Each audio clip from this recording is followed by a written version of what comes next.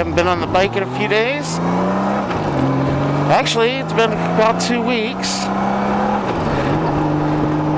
I did a buttload of work to it though. Changed the timing belts, put plugs in it. Basically did, change the air filter, put my wind wings on, which are awesome. Is this antelope? No, this isn't it. This is yeah, that's what I want, antelope. I'm going to take the long way. Going to the yard today. I want to get the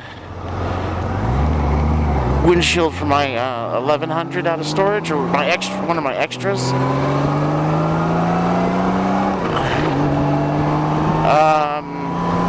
Project Wounded Wing.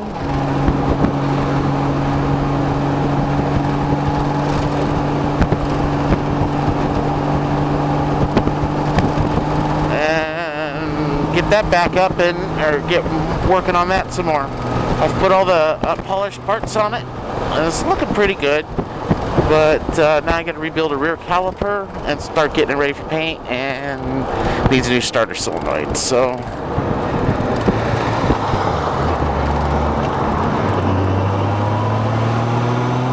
that bike goes through starter solenoids if somebody's riding it, don't know how to start it, and because they crank on it too much, and then a lot of it comes from they don't know, so they use the choke on it. The bike doesn't usually need to be choked, and when you choke it, it just doesn't want to start.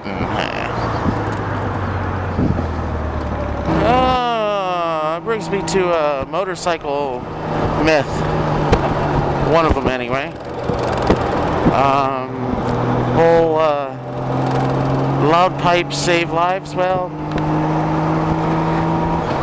I'll tell you my opinion of it. I don't think they help. Matter of fact, I think they make things worse. Not because of the noise, but because they contribute to rider fatigue. Noise and vibration are things that tire you out on a bike. And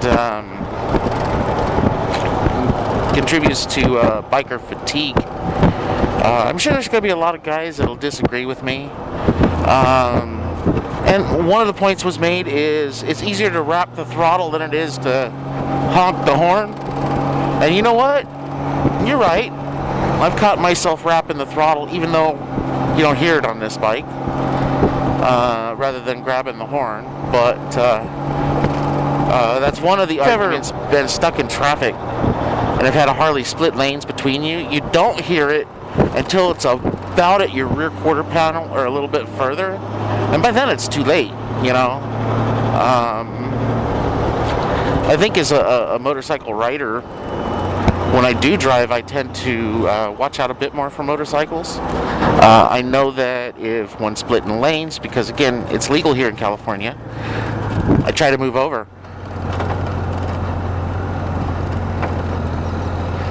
Nice bike!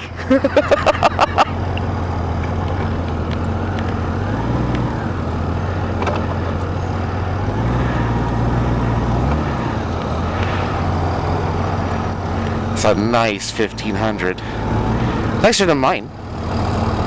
Mine's no slouch, but you know, that one's in better shape. Paint's better. Paint on this one's in pretty piss poor shape.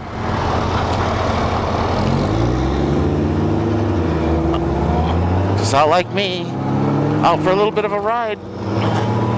Got away from everything and figured I was going to ride while it was still cool today. Because it's going to be a hot one. It's going to be about 102 today. And it's like 9 a.m. Or no, it's 8:19 according to my clock. And it's already freaking warming up.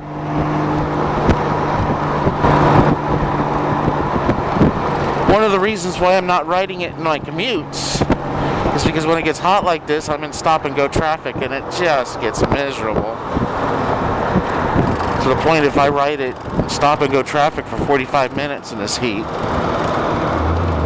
when it's 100 plus, I'm done for the evening when I get home. I'm not good for anything.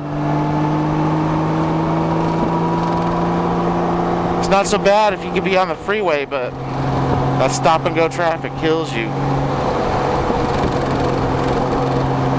Been a while since I've been on this road. This is kind of a good little test run for this bike. Like I said, I just changed the timing belts and the plugs on it.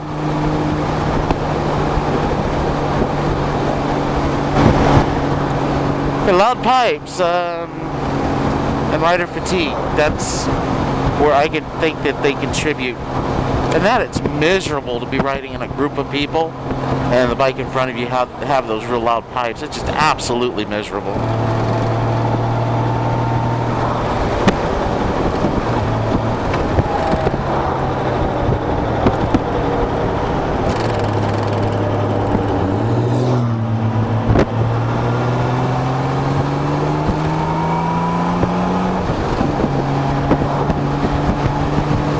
Like Tow Truck Alley today. The other one is the brain bucket versus full face helmet and visibility. Gotta tell you, I see probably almost damn near as much than somebody wearing a brain bucket. By law, for the DOT certifications, they have to have like, I think it's like a 120 degree visibility or something. And so you can really, you know, if there is a difference, it's very negligible. But if you also look at the statistics on how well they protect your chin, if you go down, because 9 times out of 10, if you go down, it's not just the top of your head that's going to get hurt. It's going to be your face and your chin and your jaw. And if you've ever looked at helmets after they've been in accidents, and I'm sure there's YouTube videos, because I've seen a few, you'll see where the helmet, the full face helmet's scarred up, is not just on the top and the visor and stuff, but also around the chin area, the chin guard. So I think a full face helmet is very important. Now, I do have brain bucket I wear occasionally for comfort because, again, 100 degrees, full face helmet, not always the nicest. But I try not to wear that helmet. I try to wear my full face to develop that habit. That being said, I'm really lax about wearing my jacket. I do wear boots and I do wear gloves, but I'm real bad about wearing my jacket when it's hot out, even though it's still hot and miserable, even if I take the liners out of it and everything. I should be a lot better about it than I am, you know, because of course you don't dress for the ride, you dress for the freaking, you dress for the crash, and I don't do that. I'm bad.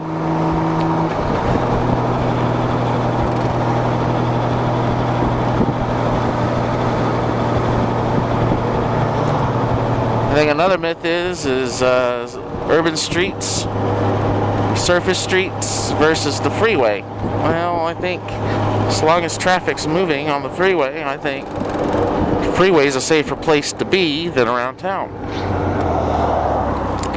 And the reason being is you don't have the side traffic. You can control whether you're in somebody's blind spot or not. Of course, gravel, my favy.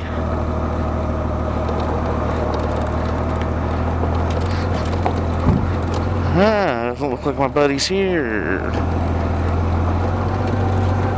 He's probably snuck off to breakfast. Little bitch.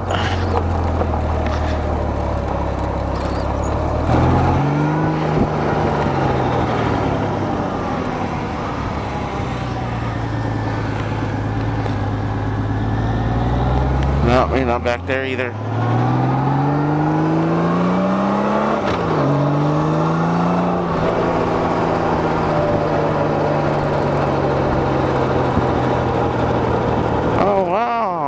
took the barriers down. Time to investigate.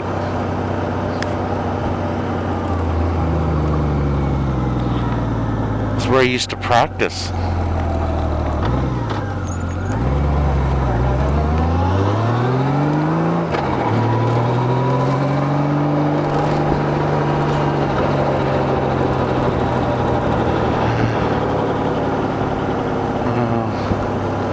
Looks like they're cleaning it up.